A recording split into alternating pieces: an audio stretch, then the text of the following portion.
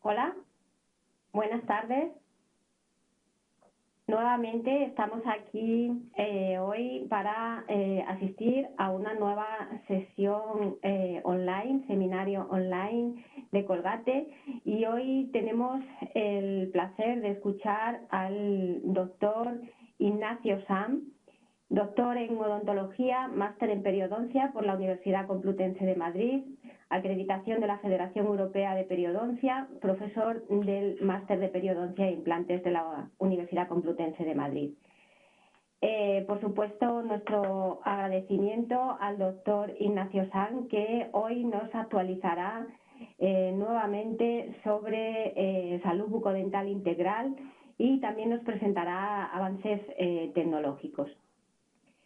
Antes de que el doctor Ignacio Sanz empiece con su charla, quería recordar a todos las instrucciones para el día de hoy.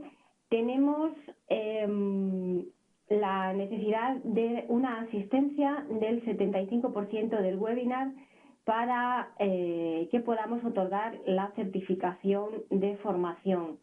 En muchos casos he recibido esta pregunta. Por favor, necesitamos una asistencia de un mínimo del 75% para el envío de la certificación. Igualmente, necesitamos que al final del webinar completen adecuadamente sus datos con su dirección de envío, donde quieran recibir también el presente que Colgate hace al finalizar el webinar. Igualmente, decirles que 72 horas después de que este webinar se lleve a cabo podrán verlo todas las veces que necesiten en nuestra plataforma online de Colgate Talks. Bueno, pues mi presentación empieza hablándonos del otro lado de la asistencia sanitaria. Vamos a ver lo que son las tendencias de los consumidores y también expectativas y perspectivas de los profesionales. Esto se ha recogido a partir de un estudio que se ha hecho con una agencia de Customer Service y Space, como pueden ver en la pantalla, especializada en el sector del consumo y la salud bucodental.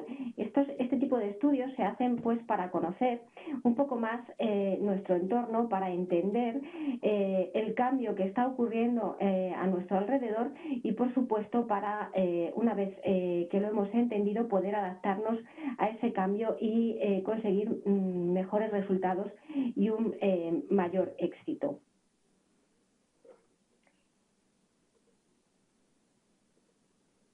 En esta diapositiva podemos ver cómo en nuestro entorno el mundo tecnológico está avanzando muy rápidamente.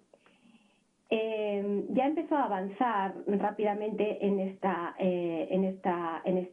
estos años, pero en los últimos años vemos cómo ya no es que sea una curva ascendente, sino que se convierte prácticamente en una vertical, y eso todos lo estamos experimentando, lo estamos sintiendo. Pues todas las tecnologías están cambiando rápidamente. No hemos conseguido,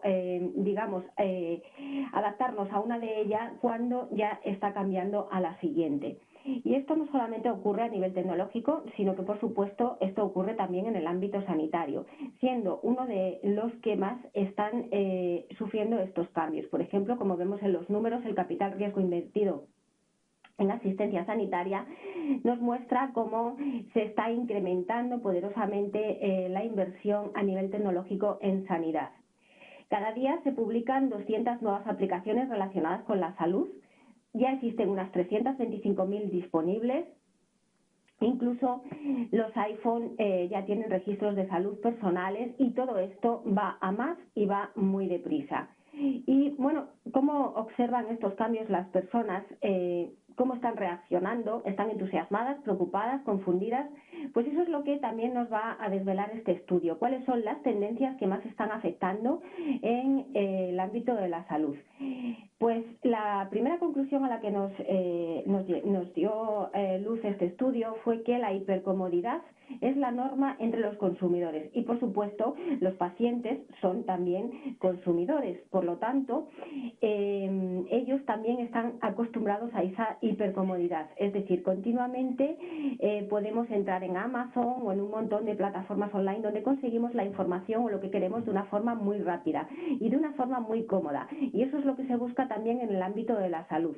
Por ejemplo, hoy en día el que no se obtenga una respuesta rápida a una petición de cita pues puede frustrar a los pacientes, porque estamos todos acostumbrados ya a que todo lo conseguimos de una forma muy rápida. Por lo tanto, ya existen aplicaciones diseñadas para agilizar el acceso a los profesionales sanitarios, como podemos ver en la pantalla. Incluso en el ámbito, por supuesto, de la salud bucodental, esto ya está ocurriendo y hay una pregunta que nos tenemos que hacer. ¿Estamos preparados? ¿Están los profesionales dentales percibiendo este cambio en la mentalidad de los pacientes? ¿Estamos preparados para asumir este cambio? Evidentemente, sí, se está percibiendo. Muchos de vosotros, cuando hablo con vosotros, comentáis, pues es que tengo pacientes que me están contactando hasta un domingo por el Facebook o que me están mandando WhatsApp, etcétera, etcétera. Por lo tanto, este cambio está ocurriendo también en el mundo de la odontología. Y los pacientes esperan un servicio a demanda, quieren que los profesionales dentales estén disponibles en todo momento porque a eso se han acostumbrado en el mundo tecnológico de hoy en día. Y bueno, pues esto puede ser muy difícil de conciliar en ocasiones con el día a día en la consulta, pero como podéis ver también efectivamente cualquier reto puede ser una oportunidad. Y muchos ya se están subiendo a la ola de esta oportunidad. Nuestra consulta tiene una marca que debemos promocionar, por lo tanto nuestra consulta utiliza redes sociales, podemos ver en la pantalla. Los pacientes concertan sus citas online, etcétera. Hemos adoptado la tecnología moderna. Muchos de los profesionales dentales ya estáis asumiendo este cambio y por supuesto es una oportunidad porque cuanto antes lo hagamos, antes marcaremos la diferencia con el resto de profesionales también y ofreceremos mayores atenciones al paciente, que en realidad es lo que él está buscando. Otra de las cosas que nos desveló este estudio es que los pacientes cada día están más empoderados. ¿Qué significa esto? Curiosa palabra. Bueno, pues que los pacientes, esta señora dice, llevo no sé cuántos años padeciendo efectos de laberintitis, pero voy y me dicen que tal, que vaya al psicólogo, que son cosas mías, tal, yo ya me he metido en internet, estoy viendo. Es decir, los pacientes cada día más que llegan a la consulta se han metido en internet, han visto, han leído y son pacientes pues que hacen muchas preguntas, son pacientes empoderados y que en determinadas ocasiones incluso pueden poner en un brete al profesional. Entonces, ¿qué podemos hacer también para solventar este reto? Pues también podemos nosotros utilizar esas tecnologías para estar al día y para poder satisfacer sus preguntas, pero también podemos utilizarlo a nuestro favor y hablar con los pacientes estableciendo con ellos una conversación en la que ellos se hagan partícipes y puedan tratar también de sentirse involucrados en la toma de decisiones. Y esto es una oportunidad también, no solamente un reto, porque muchos de estos pacientes lo que buscan también lo ofrecen. Quiero decir con esto que son pacientes que están muy involucrados en su salud y en mejorar su salud. Y esto para nosotros es una oportunidad, porque es mucho mejor tener enfrente a un paciente que está involucrado que no a un paciente pues que evidentemente no pone nada de su parte para la mejoría del tratamiento. Como digo, todas estas tecnologías también al alcance de vuestra mano os pueden ayudar a estar al día de las publicaciones y de todos los avances y ofrecer esto a vuestros pacientes.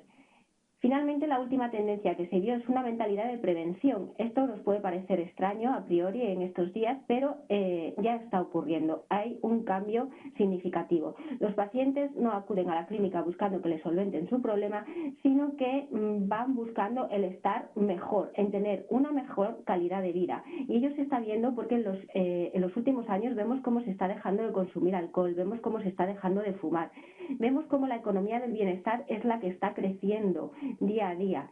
vemos que los mayores de 40 años se preocupan mucho más de estar sanos, de tener una vida activa y de que esta vida no solamente sea pues el estar manteniendo un estilo de vida, sino que quieren además tener mayor calidad de vida. No solamente queremos estar más sanos, sino disfrutar de una mayor calidad de vida. Para eso pues hace deporte y también se asumen retos. También se ha visto que lo que más se valora es el hecho de que se nos den retribuciones, distinciones o se nos premie más que una conducta de reprobación. Por ejemplo, disfruto ganando esas distinciones. Es la diferencia entre no ir al gimnasio y estar deseando ir. Y eso también lo están utilizando, por ejemplo, las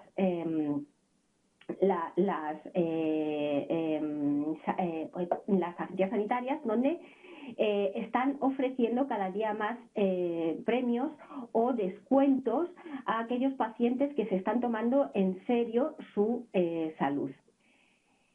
Por lo tanto, estamos viendo cómo la mentalidad del tratamiento es a día de hoy ya un lastre del pasado y hay una mayor conciencia de prevención, de tener una boca sana, porque una sonrisa bonita puede ser, además de salud, una excelente carta de presentación que nos abre las puertas para un nuevo trabajo o para una nueva amistad, para un montón de cosas. Entonces, estamos ante el reto del cambio hacia la prevención. Para ello, en la conclusión de este estudio se nos dice que pongamos a las personas primero, que se les dedique más tiempo, que hablemos más con ellos, que les involucremos para que ellos sientan que tienen una atención personalizada. Y por lo tanto, en este sentido, la tecnología puede ser un aliado y una oportunidad en lugar de un enemigo. Por lo tanto, hoy en día hablemos de una nueva prevención y pongamos en el centro a las personas. Y ahora doy paso al doctor Sanz, para que nos actualice en salud bucodental integral. Muchas gracias a todos.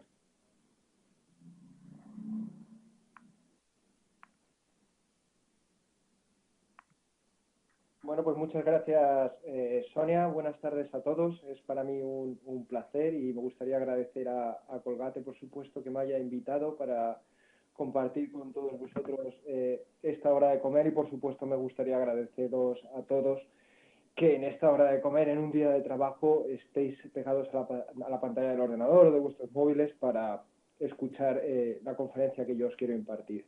Como veis en la diapositiva inicial, yo hoy vengo a hablar del biofilm oral. Vamos a ver qué sabemos de él y qué hay de nuevo para tratar de controlarlo.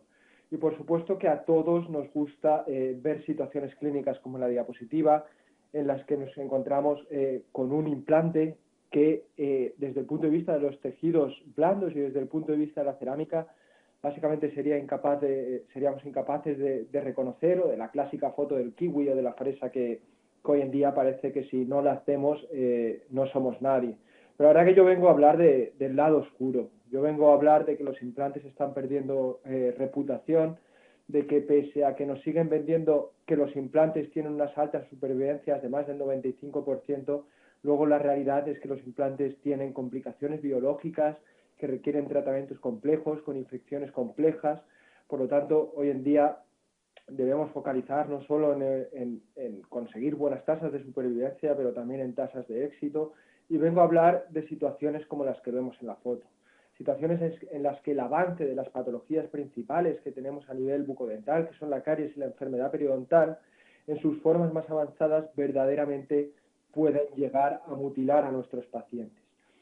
Y justo la caries y la enfermedad periodontal fue uno de los temas principales que se trató en el workshop europeo que se realizó hace 2 años como unión por primera vez de la Federación Europea de Periodoncia y la Asociación Europea de la Investigación en Caries. Se reunieron para tratar de ver todos los puntos etiológicos de los factores de riesgo y de las estrategias preventivas que teníamos que tener en cuenta a la hora de abordar la caries y las enfermedades periodontales. Básicamente con un fin último que fue el sacar una serie de recomendaciones principalmente desde el punto de vista de las estrategias preventivas que se pudiesen aplicar, por supuesto, por parte de los profesionales de la salud bucodental, pero también por parte de nuestros pacientes. Y lo bonito de este workshop europeo, en la Asociación de Caries y Enfermedad Periodontal, es que no solo se trató de abordar estas recomendaciones a nivel de lo clásico, dentista, paciente, sino tratando de subir un escalón más arriba y tratando de que esas recomendaciones fuesen por parte también de otros profesionales de la salud bucodental, recomendaciones de lo que se tiene que realizar a nivel de la investigación y, por supuesto, recomendaciones por parte de aquellos que ponen las leyes. ¿Con qué fin? Con el fin de tratar de prevenir estas patologías.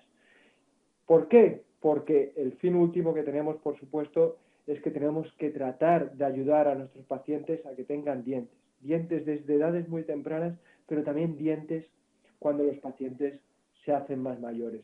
Y de hecho, uno de los objetivos que tiene la OMS, la Organización Mundial de la Salud, es que los pacientes mayores de 65 años consigan alcanzar la vejez con por lo menos 20 dientes en la boca. Y si nosotros revisamos realmente cuál es la situación del problema, cuando vemos un informe de la Organización Mundial de la Salud que se revisó en el año 2014, podemos observar que la caries es la primera enfermedad crónica más prevalente del ser humano y la periodontitis avanzada la sexta. Por lo tanto, realmente constituyen un auténtico problema de salud pública. Y si nosotros miramos los datos de manera más detenida, vemos que el 35% de la población mundial va a tener caries no tratada y el 11% periodontitis avanzada, pero si miramos también el problema en la dentición decidua, ¿de acuerdo?, en los dientes de leche, el 9% de los niños van a tener caries no tratada. Esto es lo que ha conferido el ranking al final de primera, sexta y décima enfermedad más prevalente del ser humano.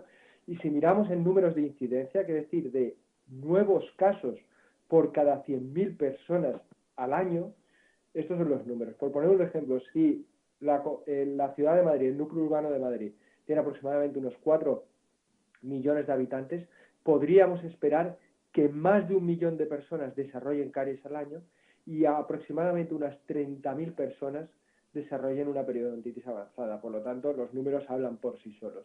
Y si hablamos del número total en bruto de la población mundial que tiene caries, estamos hablando de 2.400 millones de personas y de 743 millones que tienen periodontitis avanzada. Por lo tanto, como he dicho y reitero, los números hablan por sí solos. Y obviamente resulta muy interesante evaluar si tenemos datos para tratar de ver si estos números con el tiempo han tendido a disminuir o por el contrario han aumentado o han permanecido estables. Y cuando vemos la tendencia que ha habido en los últimos 20 años en cuanto a la caries, los números son esperanzadores porque vemos que independientemente del país, independientemente del grupo de edad, los pacientes por lo general tienen menos caries o dientes tratados y la prevalencia de caries ha ido disminuyendo, lo cual se puede deber a diversas causas. Acá ha mejorado el control del biofilm, hemos reducido la ingesta de azúcares, hemos aumentado el uso de pastas fluoradas y hemos aumentado el control en el dentista. Sin embargo, cuando evaluamos la misma tendencia en los últimos 20 años, pero para la prevalencia de periodontitis avanzada, vemos que aquí los datos no son tan esperanzadores porque aunque nos encontremos con que hay algún dato a nivel nacional o regional que nos demuestran que hay una posible disminución en esta prevalencia, cuando agrupamos los números de forma global, vemos que la prevalencia apenas ha cambiado. Si además tenemos en cuenta que la población mundial no hace más que aumentar, los datos son bastante llamativos. En los últimos 25 años la población mundial ha aumentado en un 40%. Si además vemos que en los últimos 25 años ha aumentado los pacientes o las personas mayores de 65 años en un 30% y que cada vez tendemos a retener más dientes, pues lo que podemos esperar es que no solo las cifras de prevalencia están cambiando poco, sobre todo lo que se refiere a periodontitis, sino que además el número total de casos, dado que la población va a aumentar, las personas van a ser cada vez más mayores y cada vez aumentamos la retención de los dientes, pues los números de caries y de periodontitis van a seguir creciendo. Si además tenemos en cuenta que a medida que estas patologías avanzan, las repercusiones van a ir aumentando, pues el problema de nuevo habla por sí solo. Y sabemos que las consecuencias de la caries y de las enfermedades periodontales van a ser importantes a nivel oral, sobre todo en lo que se refiere a pérdida de dientes, a nivel social e incluso de la calidad de vida. Sabemos que estas patologías pueden afectar a las relaciones interpersonales y sabemos también que estas patologías, como veremos después, principalmente lo que se refiere a periodontitis, pueden tener una repercusión importante desde el punto de vista sistémico. Y volviendo al problema, cuando nosotros evaluamos cuál es el agente causal principal que está produciendo estas enfermedades, sabemos que son las bacterias. Sabemos que estas enfermedades son enfermedades multifactoriales de origen infeccioso en el que las bacterias van a ser necesarias, pero no van a ser suficientes para que se produzca la patología. Se han de dar una serie de factores de riesgo sistémicos que tienen que ver sobre todo con la genética del individuo y una serie de factores de riesgo ambientales, del comportamiento, que tienen que ver principalmente, por ejemplo, con el tabaco, con la higiene oral, con la ingesta de azúcares, para que todos estos factores, junto a las bacterias, al final lleven a los cambios metabólicos que conducen ya sea a la pérdida de inserción o ya sea a la pérdida de estructura dentaria como consecuencia del avance de la caries. Lo que sí sabemos es que el entendimiento que tenemos y que tenemos hoy en día sobre las bacterias ha ido cambiando a lo largo del tiempo. Antes las infecciones estaban basadas en los postulados de Koch, en el que decíamos que si teníamos una bacteria en concreto o una bacteria específica, se desarrollaba la enfermedad. Esto podría ser aplicable, por ejemplo, a que si teníamos Streptococcus mutans en una alta prevalencia, pues íbamos a desarrollar caries. O el concepto en el que si nosotros teníamos Porphyromonas gingivalis o Agregatibacter actinomycetes comitans, el paciente iba a tener periodontitis. Pero estos postulados y esta forma de entender las bacterias ha cambiado, porque ya no entendemos las bacterias como microorganismos que están flotando por la boca, en el que cuando se da un cierto cambio, esos microorganismos van a producir una infección. Hoy en día lo entendemos como algo mucho más complejo, en el que hay muchas más bacterias implicadas y en el que no solo las bacterias implicadas van a estar de un modo muy organizado, sino en el que además van a estar interrelacionadas entre ellas. Esto hoy en día es lo que denominamos biofilm, que vamos a ver luego a continuación de una manera muy detallada. Lo que también sabemos es que los biofilms, por supuesto, que se van a establecer y se van a desarrollar sobre superficies duras, como puedan ser los dientes o los implantes, pero también lo van a hacer sobre los tejidos blandos, a nivel de la saliva, de la lengua, de las mucosas. De hecho, sabemos que aproximadamente el 80% de las bacterias que tenemos en la boca van a estar asociadas a tejidos blandos y no solo a tejidos duros. Y habiendo hecho la introducción al biofilm, a las bacterias, a mí me gustaría ahondar ahora en el microbioma. El microbioma es el conjunto de trillones, cuatrillones de bacterias que existen en el ambiente, que existen en la naturaleza, que han tenido la capacidad de ir evolucionando. Y a mí me gusta compartir con vosotros este vídeo. Este vídeo en el que vemos que las bacterias, a lo largo de la evolución, en los últimos miles de millones de años, han sido capaces de evolucionar, han sido capaces de adaptarse a las condiciones más hostiles, tanto de frío como de calor, y por supuesto han sido también capaces de adaptarse al ser humano. Y a lo largo de la evolución del ser humano, esta evolución no tendría sentido y no hubiese sido posible si no hubiese sido gracias a las bacterias. Y es que las bacterias y el ser humano han alcanzado una relación de mutua ayuda que denominamos simbiosis, en el que las bacterias, por supuesto, reciben del ser humano un hospedador donde alojarse, pero también reciben nutrientes, y donde las bacterias al ser humano le proporcionan muchísimas de las actividades diarias. Tenemos unos biofilms muy complejos en el tracto gastrointestinal, en el que gracias a las bacterias podemos realizar digestión, por ejemplo, de una lechuga. Sin las bacterias no podríamos hacerlo. En la piel tenemos un biofilm muy complejo que nos protege de las infecciones y, por supuesto, también en la boca.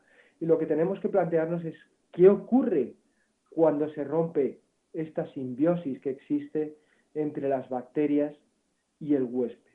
Y cuando se rompe este beneficio mutuo, vamos a dejar de hablar del holobionte, que es esa unión funcional en salud entre el ser humano y las bacterias, para pasar a hablar del patobionte.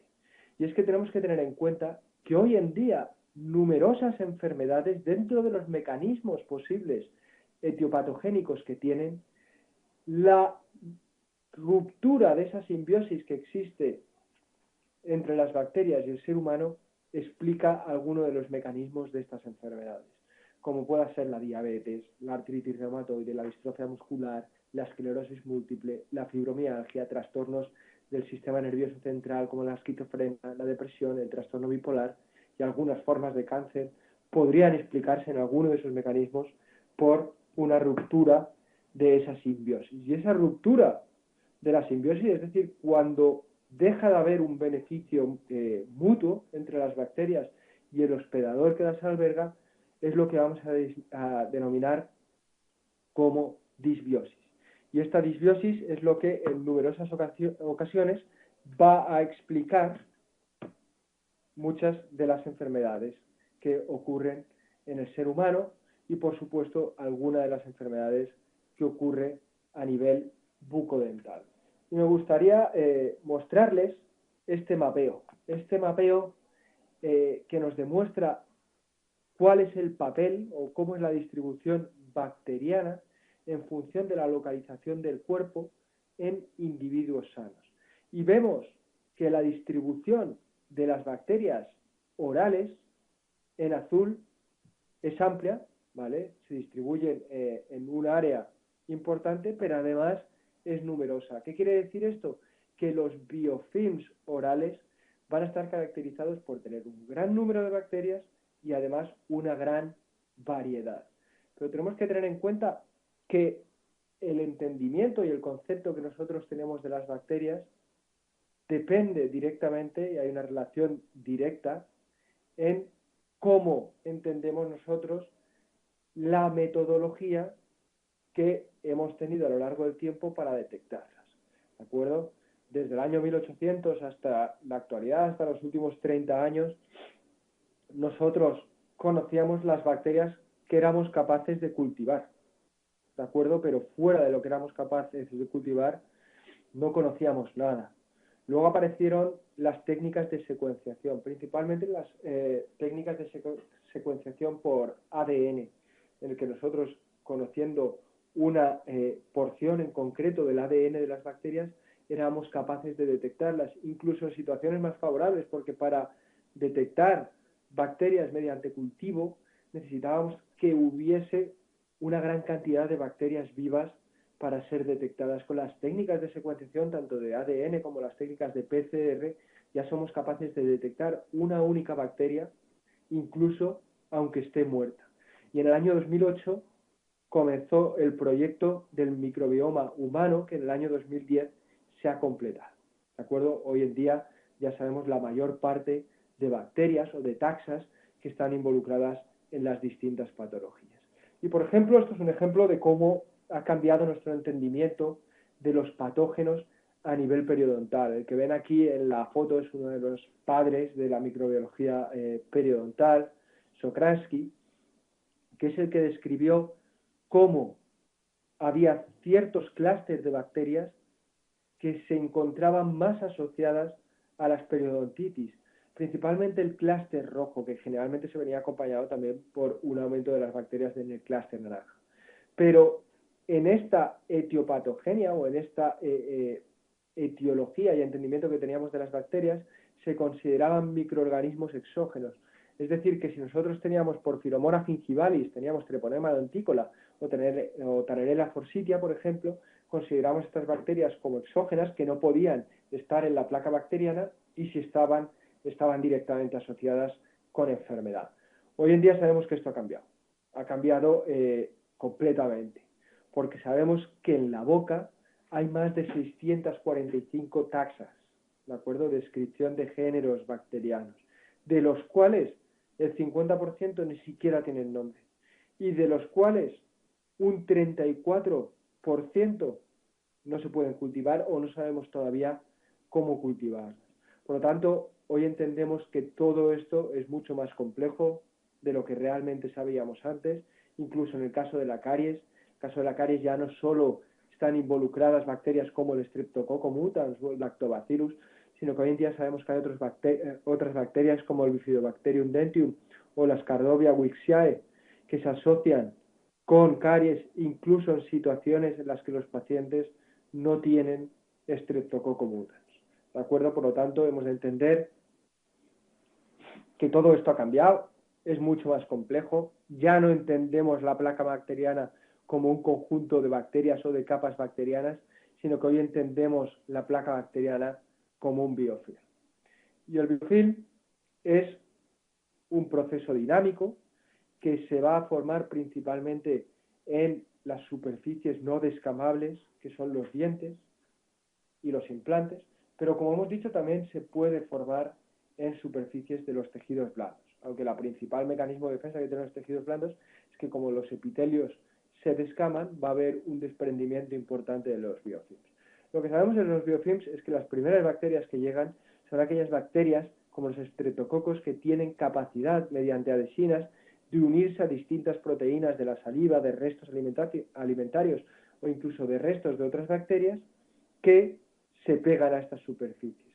Después de estos colonizadores primarios van a llegar los colonizadores secundarios que van a actuar a modo de puente como los Fusobacterium, que a su vez sintetizan otras proteínas que permiten la coagregación de colonizadores terciarios e incluso que vemos de manera muy frecuente a nivel de implantes de sobreinfectantes que generalmente en dientes no nos vamos a encontrar.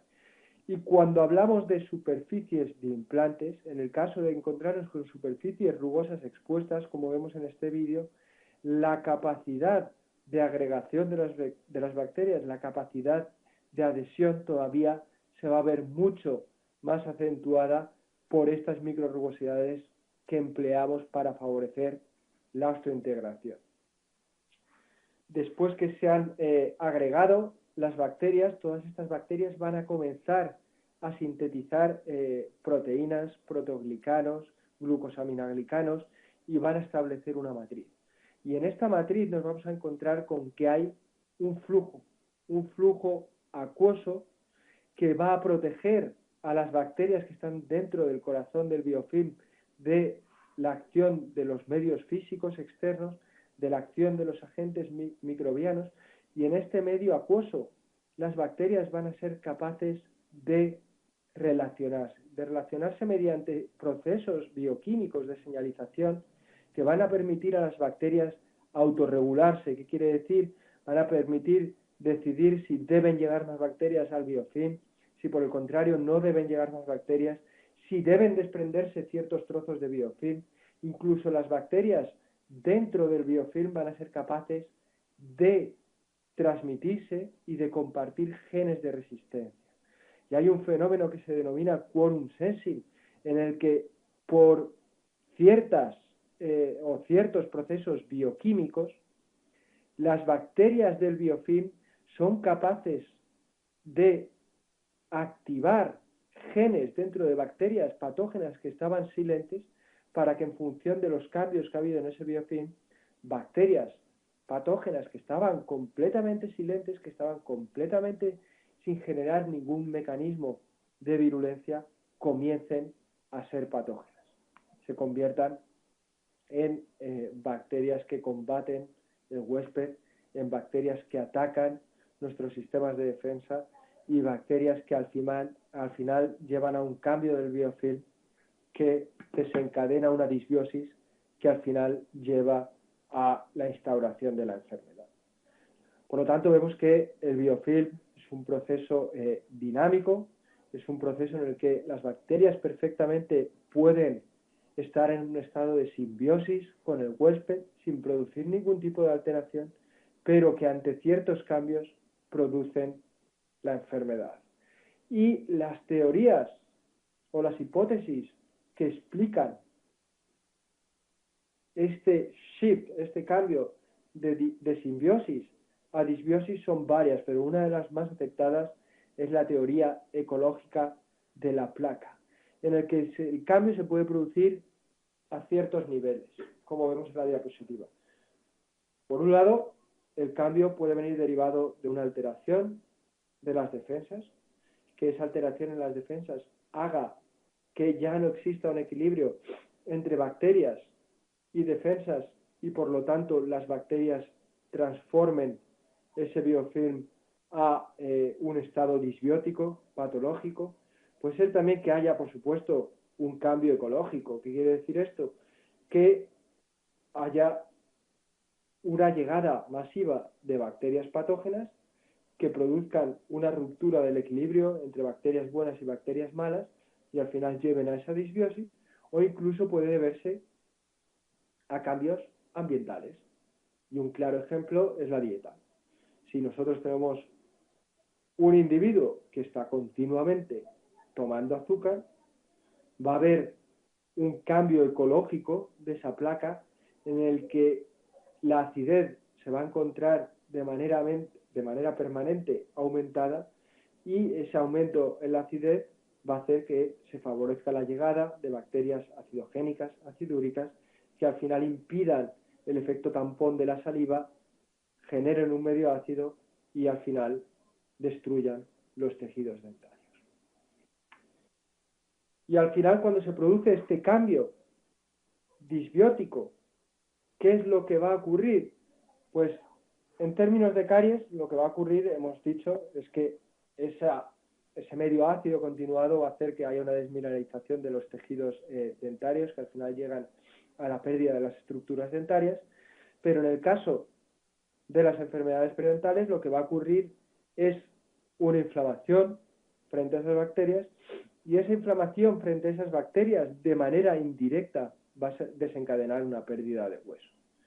Pero hoy en día podemos ir más allá, porque sabemos que las bacterias dentro de la bolsa periodontal, que en numerosas ocasiones se encuentra ulcerada, van a tener la capacidad de penetrar, van a tener la capacidad de alcanzar el torrente sanguíneo, no solo las bacterias, sino también los productos de la inflamación que van a acontecer dentro de la encía como consecuencia de la exposición de esas bacterias. Y esas bacterias y esos productos de inflamación van a poder migrar a distancia y van a poder producir lo que denominamos como un estado de inflamación sistémica.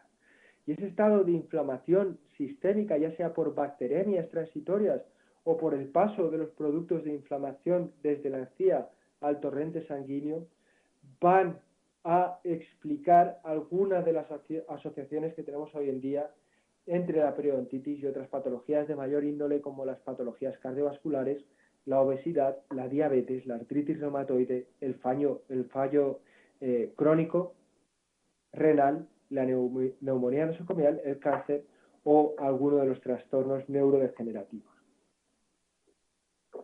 Es por ello que una de las iniciativas que está teniendo la Federación Europea de Periodoncia, la IFP, es conseguir o promover la salud periodontal para tener una mejor calidad de vida. Y tenemos que tener en cuenta y tenemos que hacer llegar a otros profesionales de la salud que sin salud oral no vamos a poder tener salud en otras ramas del cuerpo. Estos grandes esfuerzos ya se han visto compensados en lo que a la diabetes se refiere, porque después de numerosas reuniones entre la Federación Internacional de la Diabetes y la Federación Europea de Periodoncia, ya se ha conseguido que dentro del gremio de los endocrinos, de los especialistas en diabetes, se tenga la boca como una consideración, al igual que se tiene la vista, el corazón, los riñones. ¿Por qué? Porque los endocrinos ya entienden que los pacientes diabéticos, por supuesto, tienen mayor riesgo de tener enfermedad periodontal, pero eso es principalmente nuestra labor, sino que también entienden que los pacientes que tienen periodontitis van a tener un peor control de la glicemia. Obviamente tenemos que ir más allá ¿vale? Y esta está siendo una de las cosas que está realizando la IFP, y es que se nos tenga en cuenta dentro de otros campos de la medicina, ¿de acuerdo? Como veis, en distintas especialidades. ¿Por qué? Porque no podemos entender que haya una salud general del cuerpo sin que haya salud oral y sin que haya salud periodontal. Y cada vez tenemos más datos, cada vez tenemos más estudios que nos demuestran que los pacientes con periodontitis tienen asociación con otras enfermedades, como hemos dicho, de mucha mayor índole. Y el objetivo final es que lo mismo que la Organización Mundial de la Salud promueve que tenemos que comer fruta y verdura, que tenemos que hacer ejercicio, que tenemos que cuidar la dieta y que tenemos que controlar el peso, lo que nos gustaría es que también se promueva que hay que tener un cuidado de higiene oral. Y por supuesto en nuestro gremio esto parece de perogrullo, pero tenemos que entender que hoy en día todavía la Organización Mundial de la Salud nos recomienda que tengamos que tener un cuidado de salud de higiene. Y volviendo otra vez de nuevo a los biofilms, el siguiente paso es evaluar cómo debemos controlar. Y cuando evaluamos terapia, ¿de acuerdo? Tratamiento, pese a que ha aumentado nuestro entendimiento en la etiopatogenia, no solo desde el punto de vista biológico, sino incluso molecular y genético, el tratamiento sigue encaminado a eliminar mecánicamente este biofilm. Y cuando evaluamos el tratamiento de las enfermedades periodontales, el tratamiento y el gold estándar hoy por hoy sigue siendo la eliminación mecánica del biofilm y del cálculo, que generalmente vamos a realizar mediante instrumentos manuales como las curetas, dispositivos automáticos como los ultrasonidos y, por supuesto, implementando las técnicas de higiene oral por parte del paciente. Y esta eliminación mecánica del biofilm va a ser independiente de la modalidad de tratamiento, que va a depender también directamente del grado de severidad de la periodontitis.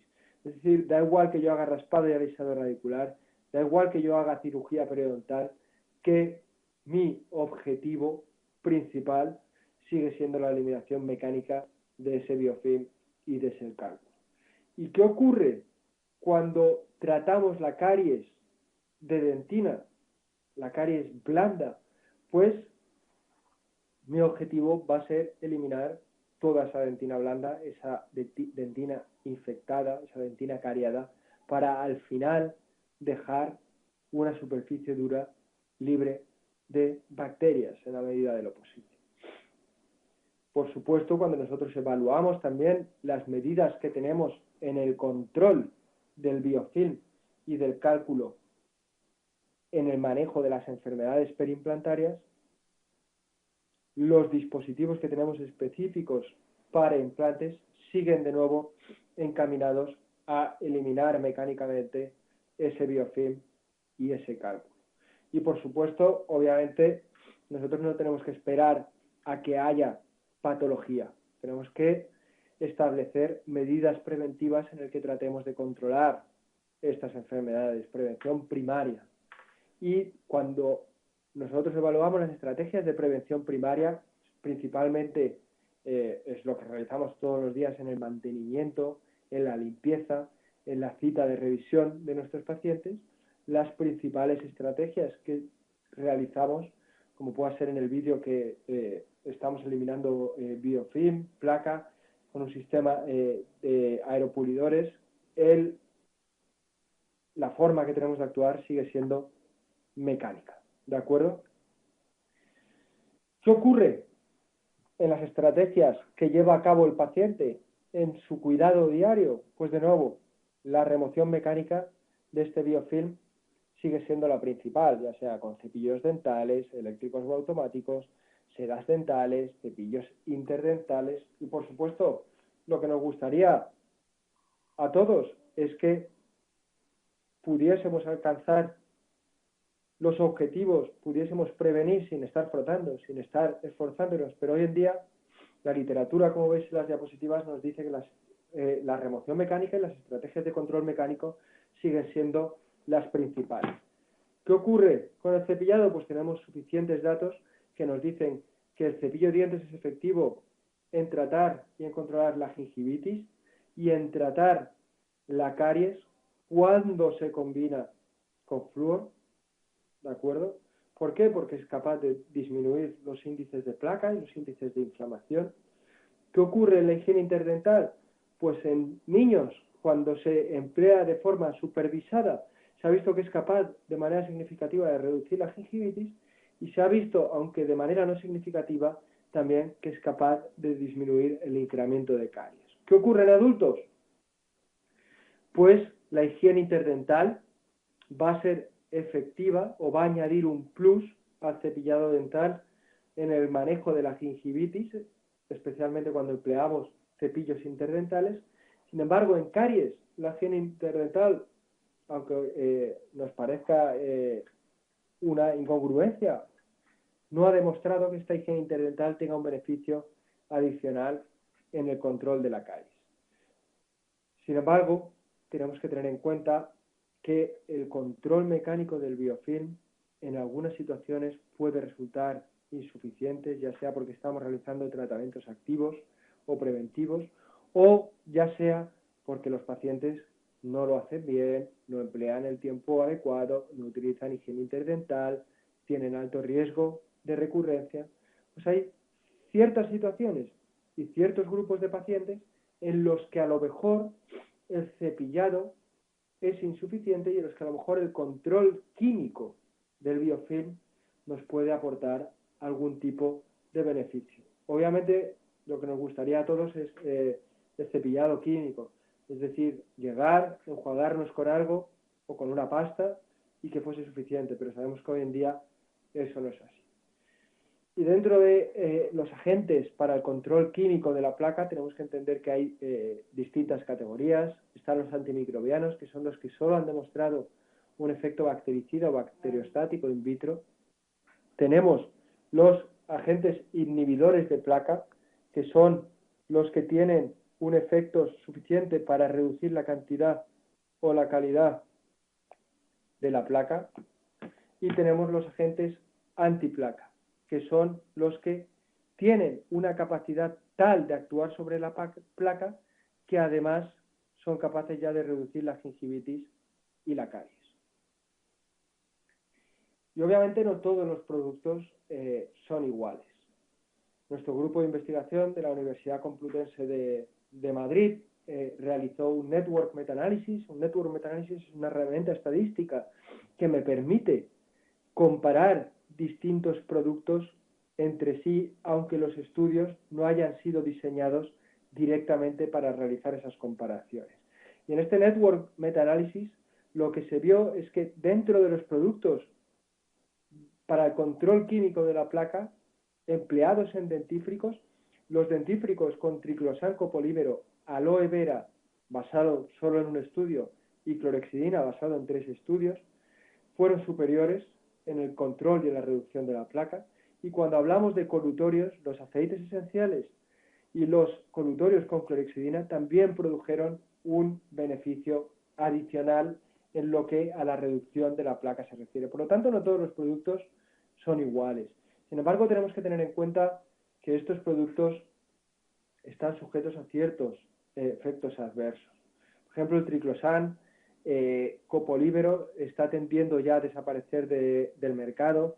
No se ha demostrado ni que sea tóxico ni que sea cancerígeno, pero tiene un problema ambiental importante y es que no desaparece o permanece durante muchísimos años. Entonces ya nos estamos encontrando triclosan copolímero en algas, en grandes profundidades de los océanos. Los aceites esenciales, por ejemplo, siguen llevando alcohol para verdaderamente ser efectivo y no sabemos verdaderamente cuál es el papel o cuál es el efecto del alcohol en estos productos en el uso de higiene en el día a día, y productos como la clorhexidina siguen sujetas a efectos adversos como alteración del gusto, tinciones severas. Por lo tanto, la clorhexidina suele emplearse no en el uso diario, sino como coadyuvante a una fase de tratamiento activa. Como consecuencia, ¿qué está ocurriendo? Pues que casas comerciales como Colgate están buscando una alternativa que nos gustaría que nos permitiese alcanzar una protección bucodental completa, es decir, no solo que sean efectivas en caries, que sea efectiva en gingivitis, sino que trate de proteger la boca de manera completa y oye, ¿por qué no si lo podemos combinar en un solo producto? Es por ello que Colgate está apostando por una nueva tecnología, que es la formulación del nuevo Colgate Total, que trata de reducir las bacterias a todos los niveles, en todos los nichos de la cavidad oral, y que trata de reforzar el esmalte, prevenir la caries, actuar sobre la litosis, tratar de eliminar tinciones, actuar sobre la sensibilidad, disminuir el acúmulo de cálculo y, por supuesto, actuar a nivel de la placa y la gingivitis.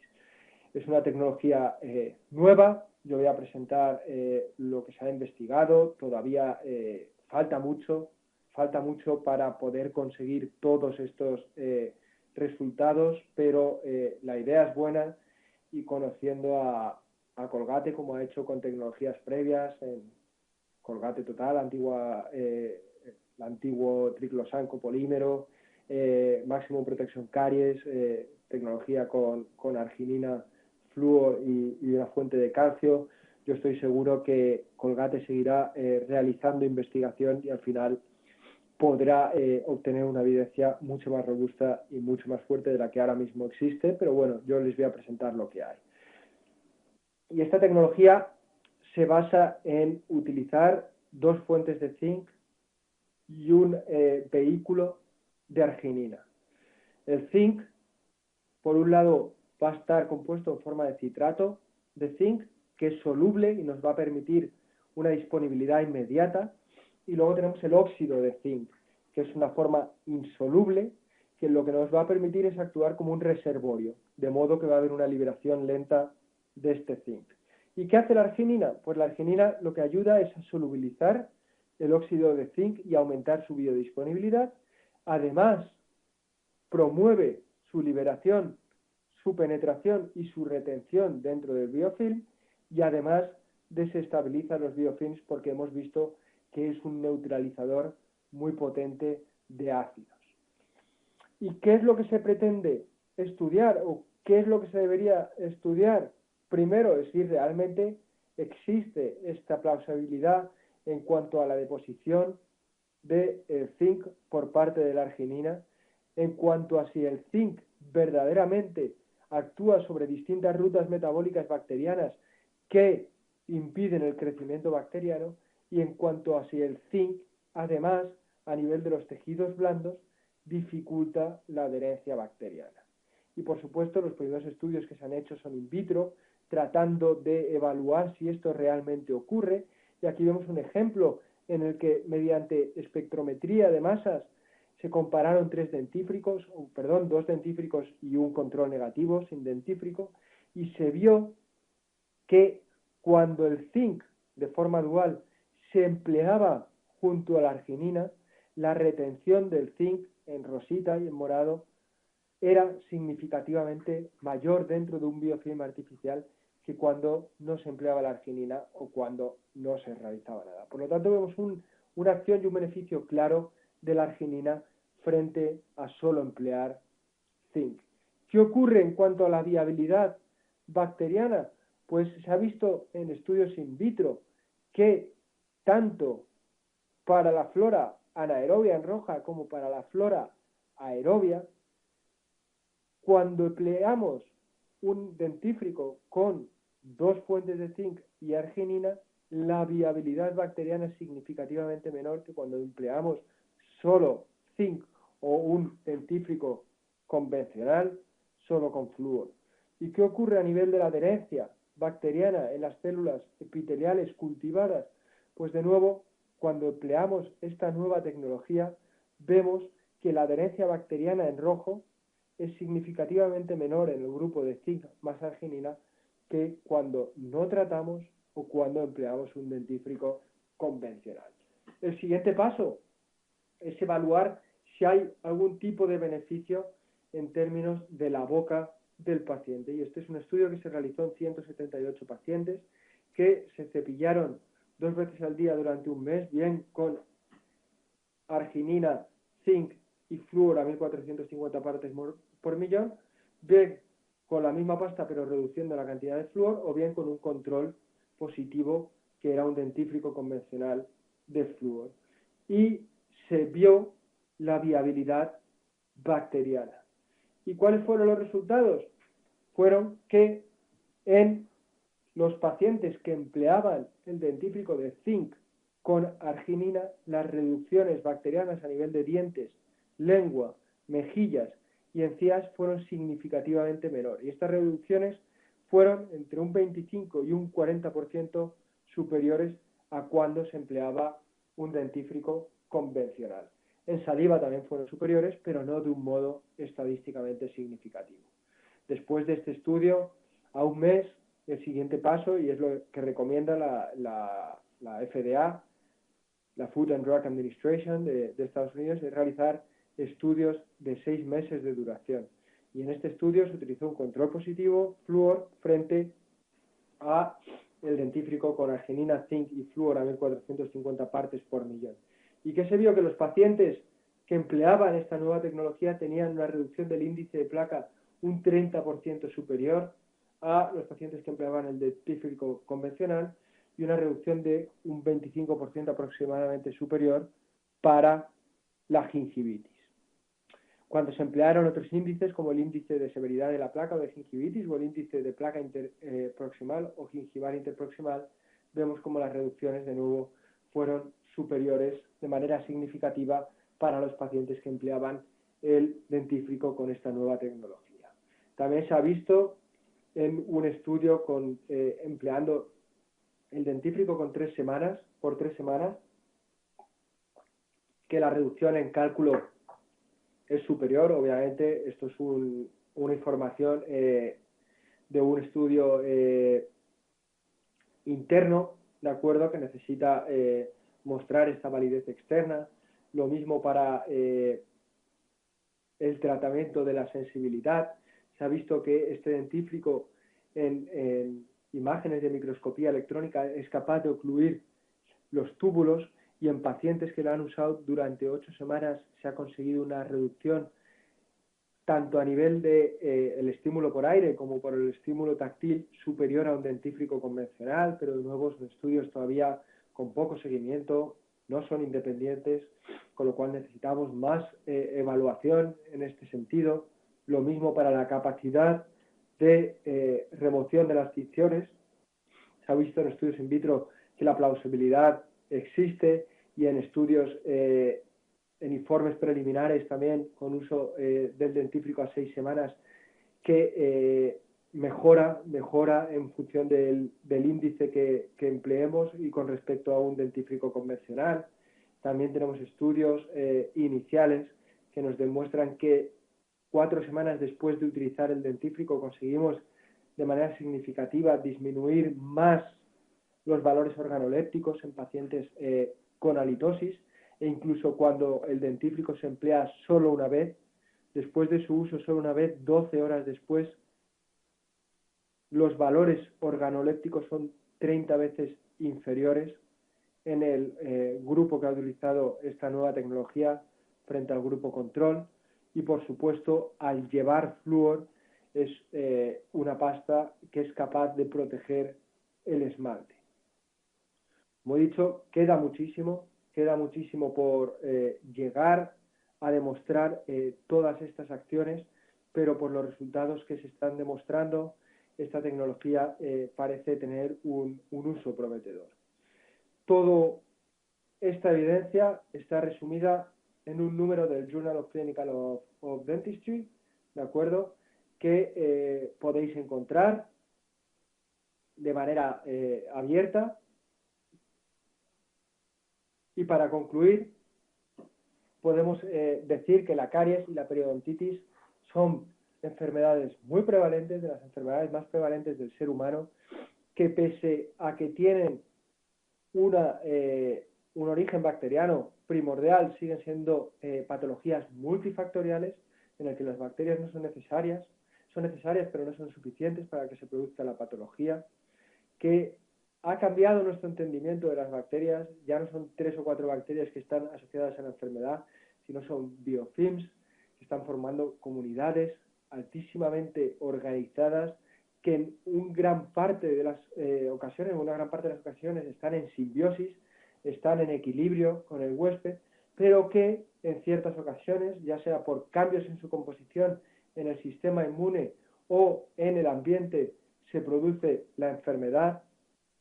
Sabemos que el control mecánico de estas bacterias sigue siendo la principal estrategia que tenemos en el control de estas patologías, que en ciertos pacientes el control químico nos puede producir o nos puede ofrecer un beneficio adicional en términos de reducción de placa, de reducción de gingivitis e incluso de reducción de caries, y que una nueva tecnología que emplea arginina y una forma dual de zinc está mostrando un potencial prometedor, pero que necesita estudios clínicos independientes y a más largo plazo que demuestren esta eficacia.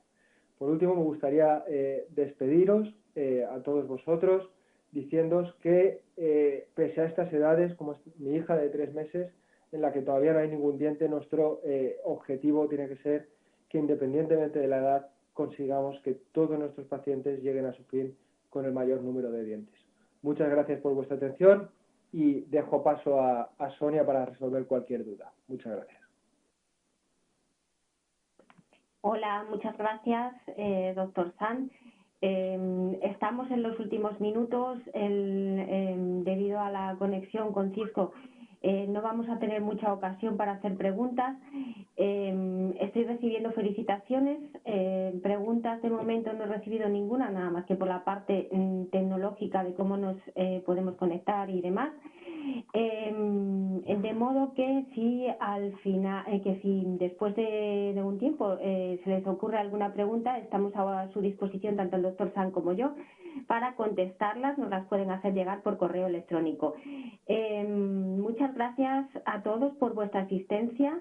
Es un placer también ver cómo a día de hoy hemos tenido más de 300 asistentes online y otros prácticamente 200 asistentes en universidades, lo cual nos dice que estos seminarios son interesantes para los profesionales dentales.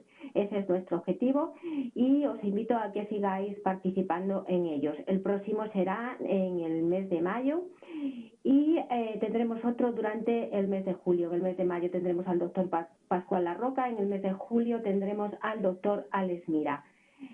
Pues sin más, despedirnos. Muchas gracias a todos, muchas gracias, doctor San, muchas gracias a nuestro equipo de división, al equipo de Cisco y hasta la próxima. Por favor, no olvidéis rellenar la encuesta con vuestros datos correctos para que podáis recibir el certificado y el presente de Colgate. Buenas tardes a todos. Vale, gracias, muchas gracias. Buenas tardes.